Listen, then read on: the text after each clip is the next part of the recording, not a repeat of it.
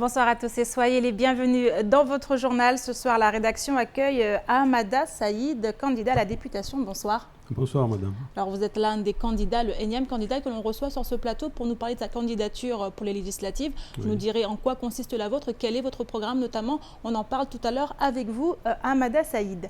Avec nous également sur le plateau, Pierre Bellucci. Bonsoir Pierre. Bonsoir Amina, bonsoir à tous. Un nouveau titre pour Mayotte, un titre de champion du monde. On le verra dans quelle discipline, notamment en breakdance, en matière de hip-hop. Vous nous direz tout cela tout à l'heure, Pierre, au cours de ce journal. Mais d'abord, voici les titres de ce mardi 7 mars. Remonté, amer, déçu, les mots ne manquent pas pour définir l'état d'esprit des syndicats de police. En effet, ils estiment que Bruno Le Roux, qui les a boycottés durant son séjour, n'a pas conscience de la réalité du territoire, puisqu'il a défendu un bilan loin d'être positif. Les policiers dépités continuent à réclamer plus de moyens, sous peine de mettre en œuvre des actions prochainement. Le nouveau directeur général des services a pris ses fonctions ce jour au conseil départemental. L'ancien maire de Pamandzi et ancien président de l'intercommunalité de Petite Terre, Mahafourou Saïd Ali, est le premier Mahorais à occuper cette fonction. Il a abandonné sa carrière politique pour s'investir dans ce nouveau poste, avec à la clé des projets ambitieux. Reportage. Les 25 ans du centre d'entraînement aux méthodes d'éducation active, c'est demain. 25 ans d'activité pour la formation, la jeunesse, le territoire, l'intergénérationnel et l'interculturel. Retour sur le travail parcouru par CMEA et sur les festivités à venir à la fin de votre journal. Nous vous en parlions déjà hier, la venue du ministre de l'Intérieur aura beaucoup déçu les syndicats de police. En effet, selon Alliance, 45 gardiens de la paix en sécurité publique et 15 adjoints de sécurité sont manquants, sans compter que la plupart des mesures du plan Mayotte Sécurité pour tous ne sont toujours pas entrées en vigueur. Renouvellement des véhicules, nouvelle flotte, mise en place de la brigade canine, autant de promesses que les syndicats attendent de voir se concrétiser. Aujourd'hui, la colère est à son comble et des actions pourraient voir le jour prochainement. Le point dans ce sujet signé Pierre Bellucci et Leslie Vimnet. Les syndicats de police l'attendaient tel un messie, mais Bruno Le Roux sera reparti en ayant laissé un goût des plus amers. En effet, le ministre de l'Intérieur, en assurant que le plan Mayotte Sécurité pour tous avait été respecté, n'aura fait que mettre de l'huile sur le feu. Ici, vous avez une réalité de délinquance qui se dévoile. Mais qui se dévoile à cause de quoi? À cause du phénomène d'immigration et le phénomène de mineurs dans la rue. On est face à une surcharge de travail qui est commensurable, qui est incommensurable, qui dépasse l'entendement. Il me semble bien que la justice a dénoncé le manque de moyens aussi.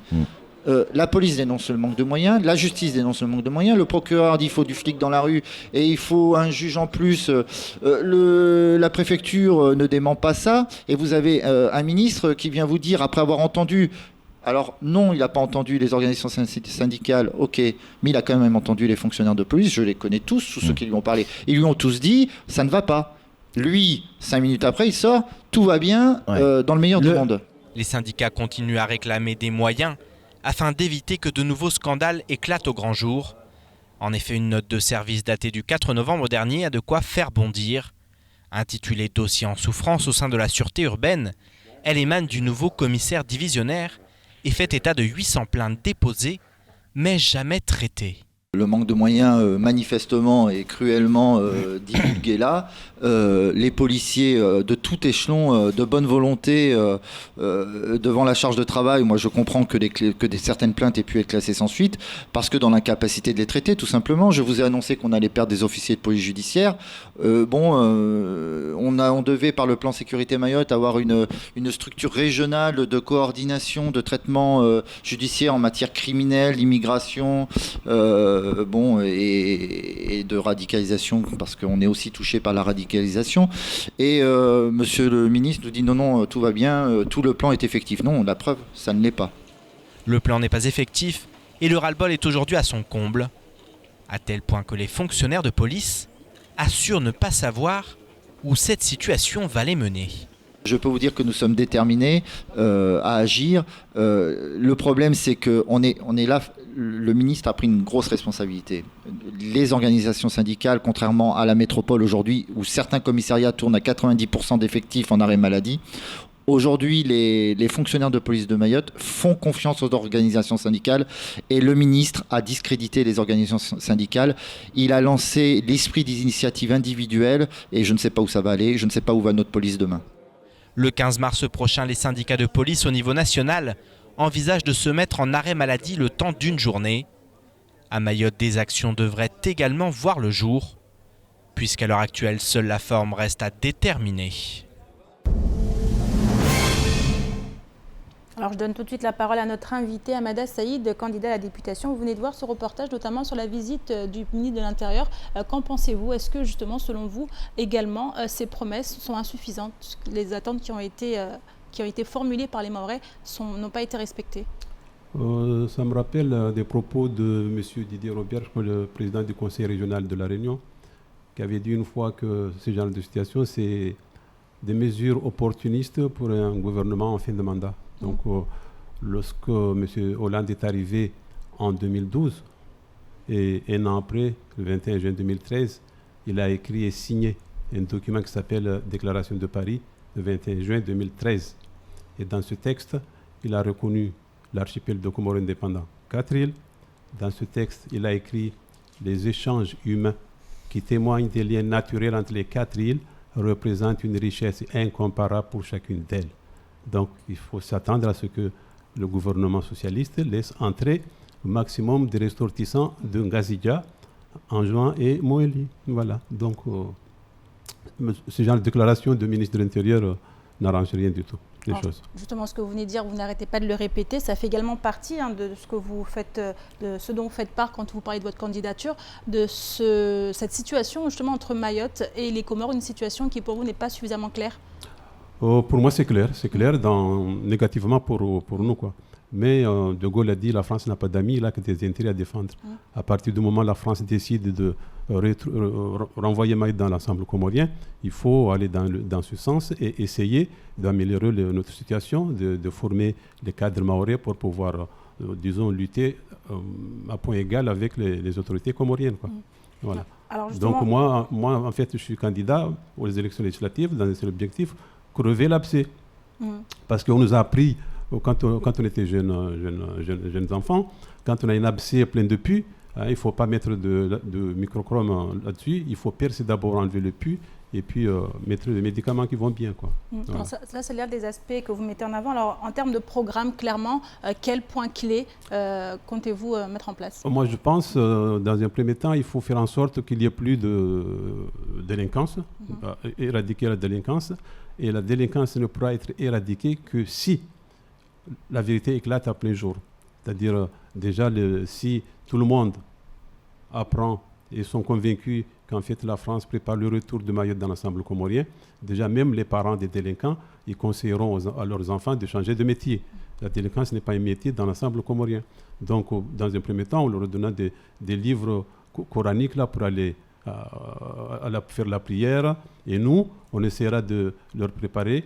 On leur fera par exemple de bilan de scolarité pour savoir quels sont leurs niveaux. Et s'il y en a qui ont des niveaux de 3e seconde, la France a ouvert, le vice-rectorat a ouvert un lycée de seconde chance. Donc ceux qui ont ce niveau iront au lycée de seconde chance. Ceux qui ont le niveau, par exemple, de CM2, tout ça, ils iront au collège.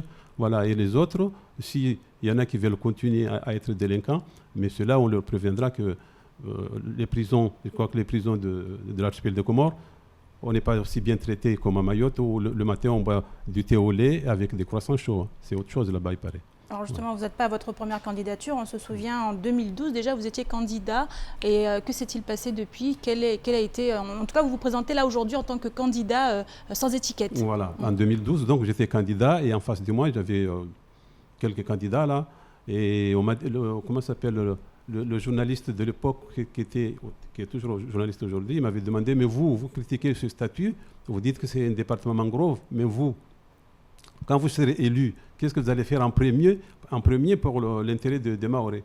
moi je le dis, je vais organiser un grand débat au Conseil général. Je vais inviter l'ensemble des élus, inviter l'ensemble des formations politiques, inviter les intellectuels pour qu'on fasse un débat, qu'on sache qu'on a un statut bidon. Après, on va aller demander si on peut l'améliorer. Ça, depuis 2012, j'ai dit ça.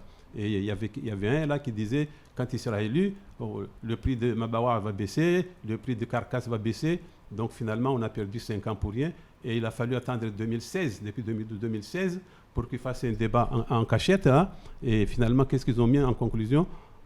Ils ont envoyé le texte au gouvernement pour demander acter l'évolution institutionnelle de Mayotte en collectivité territoriale unique à l'instar de la Guyane. Dans le jargon médical, on appelle cela médecin après la mort. C'est fichu là. Donc il faut maintenant crever l'abcès et se préparer pour ce que souhaite la France, c'est-à-dire le retour de Mayotte dans l'ensemble comorien. Alors se préparer, quand vous dites ça, c'est quelque chose que vous souhaitez vous en tant que candidat ou c'est quelque chose que vous redoutez clairement? Moi, je suis comme tout le monde, hein, je n'ai pas envie de retourner aux Comores, mais De Gaulle, je répète encore, De Gaulle a dit la France n'a pas d'amis, là que des intérêts. Donc, moi, il faut que crever l'abcès, qu'on sache quelle est la direction qu'on prend. Par exemple, on a vu l'année dernière. C'est le département français quand même. Non. En matière de statut, c'est là-dedans, dans la Constitution. Il y a 3 articles. L'article 72 qui définit les statuts, par exemple, l'article 72 dit ceci: les collectivités territoriales de la République sont les communes, les départements, les régions, les collectivités à statut particulier et les COM. Et il précise, toute autre collectivité territoriale est créée par la loi. C'est-à-dire un gouvernement peut donner un nouveau statut, mais que ça soit défini comme étant une collectivité territoriale. Nous, qu'est-ce qu'on a? Qu'est-ce que nous a donné Sarkozy? Mayotte est devenue une collectivité qui prend le nom de département. Quelle collectivité? Bananière ou mangrove? Donc c'est pas bon. Vous êtes aujourd'hui sur la question statutaire, mais aujourd'hui à l'intérieur, vous y mettriez quoi À l'intérieur de quoi? De ce statut, de ce département. Mais on n'est pas un département, on est n'importe quoi là. De cette collectivité, comment vous l'appelez? Mais la France aujourd'hui, qu'est-ce qu'il fait? Il est en train d'expédier les affaires courantes. Donc s'il y a quelqu'un qui vient là nous dire, moi si je suis élu, je vais me battre pour que l'aéroport de Mayotte devienne un aéroport international. C'est faux. Il y a 5-10 ans, il y a un ambassadeur de la région qui avait dit il y a tellement d'aéroports internationaux dans l'océan Indien, donc ce n'est pas la peine de mettre une note. Ça veut dire quoi? Ça veut dire dans l'archipel de Comores, il y a déjà un aéroport international, donc il n'y aura pas un aéroport international à Mayotte. Voilà. En tout cas, merci beaucoup à Hamada Saïd. On rappelle, vous êtes candidat à la députation. On suivra justement votre candidature pendant cette campagne des législatives. Merci à vous. Et on continue à présent avec cette grève historique qui semble avoir trouvé un point final.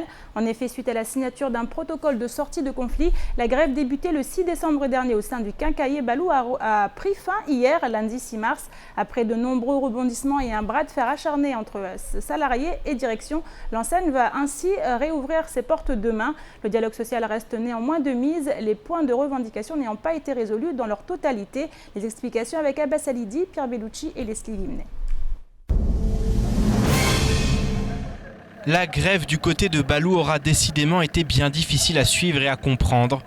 Hier soir et après 3 mois de conflit, représentants syndicaux et direction sont tombés d'accord après seulement une petite heure de discussion.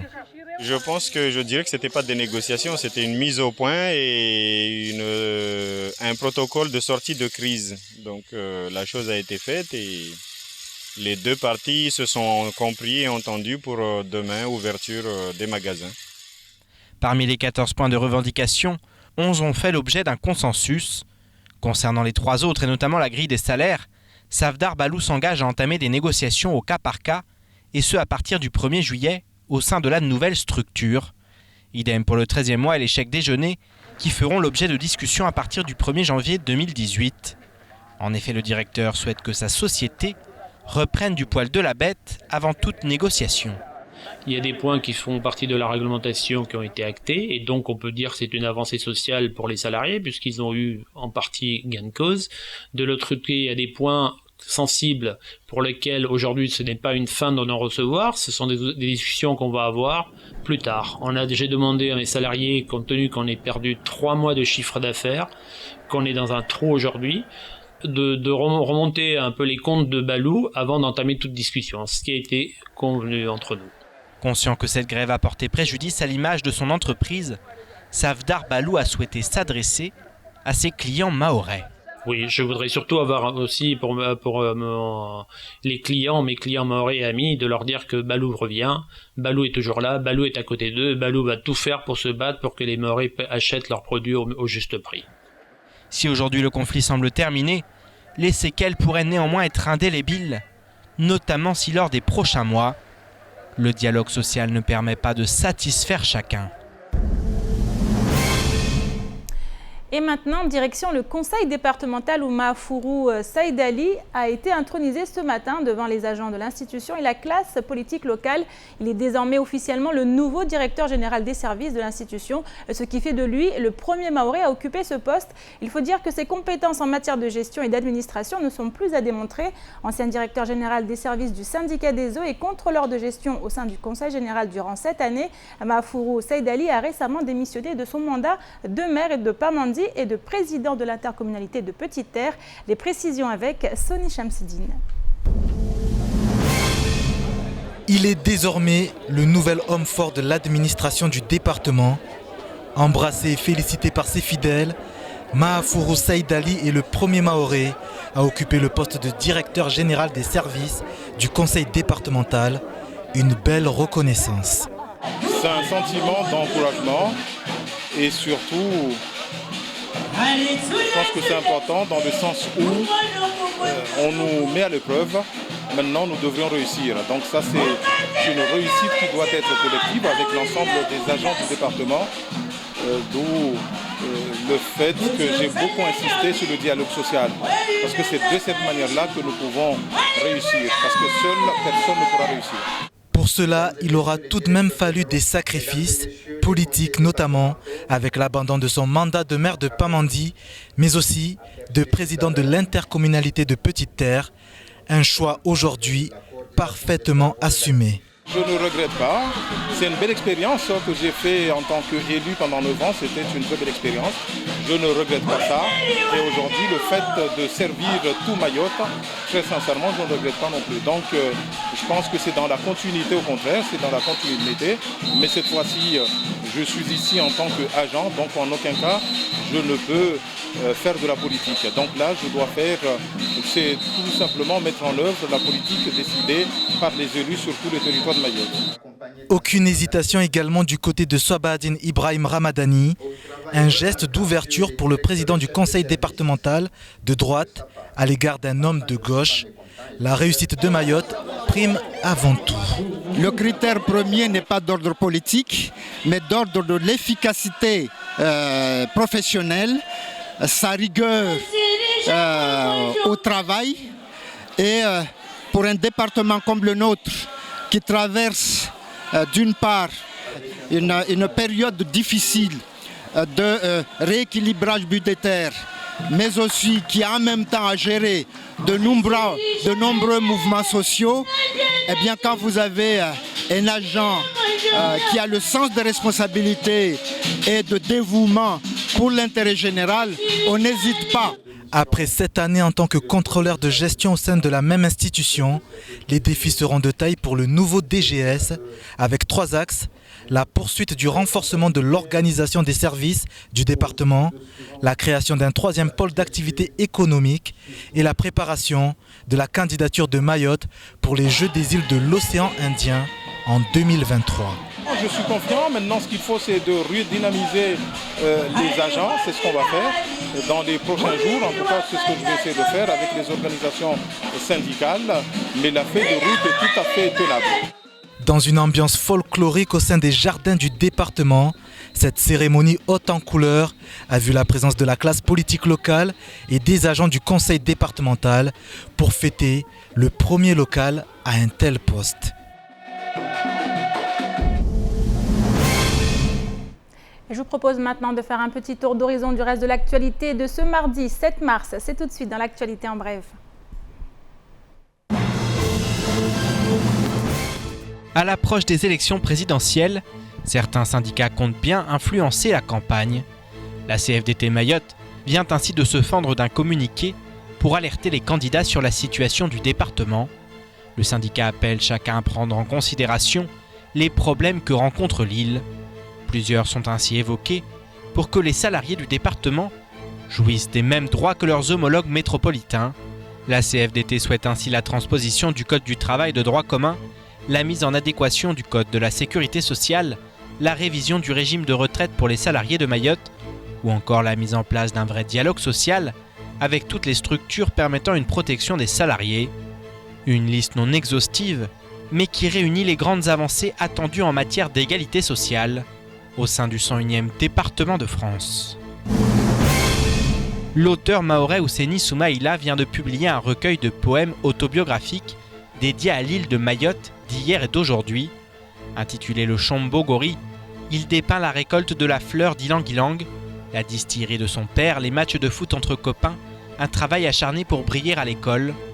Autant de souvenirs d'enfance qu'Ousseini Soumaïla raconte dans cet ouvrage, dédié à son histoire et à sa terre natale, dont il déplore l'immobilisme et loue les richesses et la beauté. Né à Mayotte le 6 mars 1975, ce professeur des écoles souhaite laisser une trace pour les générations futures. Voici d'ailleurs quelques lignes extraites de l'un des poèmes disponibles dans le recueil. « Je suis un poète de la rue, de mon pays ensoleillé, Mayotte disparu. Il ne faut jamais se décourager, se désespérer pour une quelconque raison, même si c'est à la maison. » Mayotte possède un champion du monde. Samedi soir, alors que l'association Hip Hop Evolution organisait un spectacle au cinéma Alpaggio, Vagabond Crew, partenaire de longue date de l'association mahoraise, décrochait un nouveau titre mondial avec B-Boy Demes, originaire de Chiconi. Demes a fait ses armes au sein du crew Lil Styles, multiple vainqueur du Boti Mayotte en solo et en crew. C'est B-Boy AC, leader du crew Lil Styles de Kahani, qui a révélé ce talent et qui a ensuite permis à ce jeune danseur de rejoindre les dispositifs de formation et d'échange artistique mis en place par Hip Hop Evolution en partenariat avec l'association Attitude de Montpellier. Quelques mois après l'obtention de son bac S et son départ pour la métropole, son intégration au sein de Vagabond Crew a été réussie. Le crew français atteint une nouvelle fois le toit du monde et B-Boy Demes n'y est pas étranger. En effet, le jeune mahorais possède un talent fou, alors qu'il n'a même pas encore 20 ans. Pierre, d'abord un point météo avec ce qui se passe en ce moment. Oui, effectivement, donc Enao, le cyclone très fort, très intense, est en train de parcourir la grande île, Madagascar. Il est en train de faire des ravages. Ils sont en alerte rouge dans le nord de Madagascar. Nous n'allons pas être touchés directement, impactés par le cyclone, mais nous allons en subir les répercussions, notamment avec des nuages qui vont être attirés depuis l'Afrique de l'Est, et donc qui vont apporter des pluies dès cette nuit. Donc nous allons être en vigilance forte pluie dès minuit, donc dans quelques heures. Alors cette vigilance forte pluie, elle amène forcément les autorités à rappeler des principes assez simples, mais qu'il faut absolument respecter. Et le premier d'entre eux, c'est quand même signe qu'il va y avoir des fortes pluies, il va y avoir du vent, donc il faut quand même faire attention. Ça ne va pas être un cyclone, ça ne va pas être une tempête, ça ne va pas être un cyclone, mais il faut quand même être très prudent, notamment se déplacer qu'en cas de besoin. Et en cas de besoin, et si on se déplace, prévenir lorsque l'on part, prévenir de notre arrivée. Voilà, vraiment éloigner les enfants des caniveaux, parce qu'il risque d'y avoir quand même des pluies importantes, et on sait que les caniveaux débordent assez rapidement. Donc voilà, faire très attention à ces pluies, se tenir bien au courant aussi de la météo par le biais des médias, bien entendu, puisqu'il va y avoir des points. Il y a un point qui est prévu demain matin à 6h pour essayer de voir un peu la situation. Il n'y a rien d'alarmant, mais on le sait, à Mayotte, il faut toujours être très très précautionneux, parce que souvent les accidents arrivent parce que voilà, les problèmes de chaussée, et effectivement aussi, on le sait, les glissements de terrain. Donc il faut faire très très attention à ça. C'est pour ça aussi que la préfecture lance cet appel à la vigilance, cette vigilance forte pluie dès minuit. Vigilance qui est donc de mise dès minuit. Pierre, merci. En tout cas, on va également parler de on l'a vu tout à l'heure en brève, cet exploit d'un jeune Mahorais qui aujourd'hui est champion du monde. C'est quand même quelque chose d'assez important, qu'il était important de souligner. Oui, c'est génial parce que B-Boy Demes, c'est vrai qu'on l'a suivi à plusieurs reprises. Il a gagné 2 années de suite le 1-1 alors qu'il n'avait que 17 ans. Il a gagné l'année passée. Il est d'ailleurs le champion en titre à Mayotte, les 1-1. Donc c'est vraiment 1-1, c'est un duel en 1 contre 1 sur du breakdance. Et effectivement, il semblait au-dessus du lot. Il est assez extraordinaire. Il y a 2 de ses frères qui font partie des groupes et qui étaient samedi d'ailleurs au spectacle. Et pendant que eux se produisaient lors du show notamment Utungu, et bien lui était en train aussi de participer donc à cet événement international qui avait lieu à Toulouse. Vagabond Crew, qui depuis plusieurs années ne participait plus à l'événement. Ils ont été plusieurs fois champions du monde avec Momo notamment, qu'on connaît à Mayotte puisqu'il vient, il sera là très prochainement, ce week-end pour le BOTY, le Battle of the Year qui aura lieu à Mayotte. Et effectivement, ce jeune, il est assez invraisemblable parce que il est à tous les niveaux, vraiment, il incarne cette danse, il est au sommet du monde aujourd'hui, et voilà, et ça prouve aussi qu'à Mayotte, il y a des talents incroyables. C'est ce que j'allais vous dire, preuve qu'à Mayotte, les talents sont là, encore faut-il aller les dénicher, encore faut-il les accompagner, les suivre jusqu'à atteindre ce niveau. Et c'est tout le travail d'Hip Hop Evolution, effectivement. Aujourd'hui, ils ont amené ce jeune sur le toit du monde, ils ont fait de lui un champion du monde, c'est extraordinaire, parce que des B-Boy Demes, il y en a sûrement plein à Mayotte, et pas que dans ce sport, dans plein de domaines, mais il n'y a pas forcément l'accompagnement qui va avec. Lui, il a pu être accompagné, il a eu son bac à lauréat, il a été accompagné justement via les accords qu'il y a entre l'association Hip Hop Evolution et notamment une association à Montpellier, et puis aussi avec Vagabond Crew au niveau national, qui a aussi des échanges permanents avec Mayotte. Et voilà, cet accompagnement l'a mené aujourd'hui à intégrer Vagabond Crew, ce qui était déjà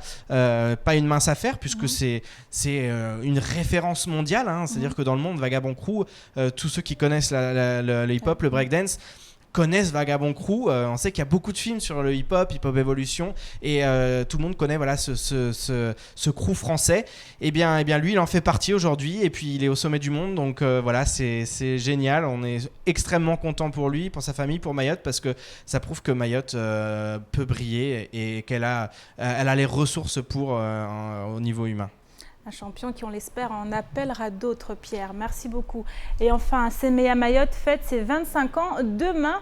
Créé le 8 mars 92 par de jeunes Mahorais, le centre d'entraînement et aux méthodes d'éducation active se focalisait à la base sur les activités de loisirs. Depuis, la Séméa Mayotte a fait du chemin, et à l'occasion de cet anniversaire, de nombreuses animations sont organisées tout ce mois. Pour rappel, ce mouvement national d'éducation nouvelle est convaincu que les chemins de la réussite ne sont pas que scolaires, que l'éducation s'adresse à tous et vise à agir partout et pour l'éducation. Depuis 25 ans, Séméa Mayotte met donc en place sur le territoire de nombreuses actions. Retour sur celle-ci dans ce reportage signé Adèle Laurent. Demain, cela fera 25 ans que la Séméa Mayotte mène un travail considérable sur le territoire. 25 ans d'activité pour la formation, la jeunesse, le territoire, l'intergénérationnel et l'interculturel. Dany Brichot nous en dit plus sur les 4 grandes familles d'activités de l'association. Première famille d'activités, c'est donc la formation, le BAFA qui est le plus connu, puisque c'est le plus massif en nombre. On a formé des milliers de jeunes au BAFA sur ce territoire. On fait aussi la formation professionnelle d'animateur qui permet d'être après recruté dans les communes ou dans les associations comme animateur professionnel. Et puis, on a développé récemment, c'est la 6e promotion, des animateurs périscolaires. Mais on ne fait pas que ça, on intervient aussi en partenariat avec des associations locales ou départementales. On fait de la formation sur l'éducation à l'image, on fait de la formation sur le jeu, de la formation sur le conte. Voilà, on intervient là aussi où il y a des besoins et pour dynamiser cette activité-là. Et durant ses 25 ans d'existence, la Séméa a étendu son champ d'action par rapport aux besoins. En effet, l'association analyse les problèmes actuels posés par les situations sociales, économiques et politiques de l'île. Et pour les membres de l'association, la violence prend ses sources dans l'ignorance, dans la peur puis dans la haine. Et l'éducation demeure le meilleur antidote contre cela. L'éducation est en effet un droit pour les enfants et doit être un devoir absolu pour les élus, pour tous les responsables, les professionnels et les décideurs publics. C'est pourquoi la CMEA a étendu son champ d'action, en commençant par les domaines de la parentalité et en ciblant des actions pour la jeunesse. Parentalité, c'est un grand chantier chez nous. Donc on accompagne les parents justement. Chaque jour, on est quelque part avec les partenaires, avec les parents et on essaye d'échanger sur la vie quotidienne pour justement avoir les moyens nécessaires d'accompagner les enfants. Le deuxième grand pas de côté qu'on a fait ces dernièrement, dans les 2-3 dernières années, sur la question de la jeunesse, en ayant des activités spécifiques jeunesse. Un point accueil écoute jeune pour les jeunes les plus en difficulté ou qui rencontrent des difficultés. Et puis un foyer de jeunes en insertion sociale et professionnelle qui permet à des jeunes de pouvoir continuer leurs études, rentrer en formation dans de bonnes conditions. Aujourd'hui, la jeunesse, tout le monde le reconnaît, est en besoin. Donc il faut travailler avec cette jeunesse pour qu'elle puisse être actrice elle-même et en même temps avoir les clés, les outils pour pouvoir avancer. Et la CMEA propose, à l'occasion de son anniversaire, un mois de rendez-vous et d'actions à partager. Le début des festivités démarrera demain à la MJC de Kanikeli de 10h à la nuit, avec des activités, des jeux, des chants, des repas, mais aussi de la musique, avec la participation de la chanteuse et musicienne Nawal. Jeudi, un grand jeu intervillage sera organisé et samedi, une animation à la parentalité aura lieu à partir de 13h30 à la MJC de Dembéni. Quant au reste du programme, il est à retrouver sur la page Facebook de CMEA Mayotte. Un programme diversifié, festif et rempli d'activités ludiques, dont nous parle pour conclure Zainaba Ahmed Aroussi. Les activités s'adressent à tout le monde parce qu'il y a des jeux des petits, des grands, il y a des activités pour les petits et pour les grands. Même à 99 ans, on peut jouer. Et avec ces activités, cela permet de grandir et de s'évader. En famille ou tout seul ou avec des amis, ça sera l'idéal. Venez avec nous. Et c'est la fin de cette édition. Merci à vous de l'avoir suivi. Une édition rediffusée sur WAM5, également disponible en replay sur notre site l'infocoesie.fr, sur YouTube, sur notre page Facebook. Et prochain rendez-vous avec l'information en radio demain dans la matinale avec le journal présenté par Pierre Bellucci. Excellente soirée à vous sur KTV et à demain.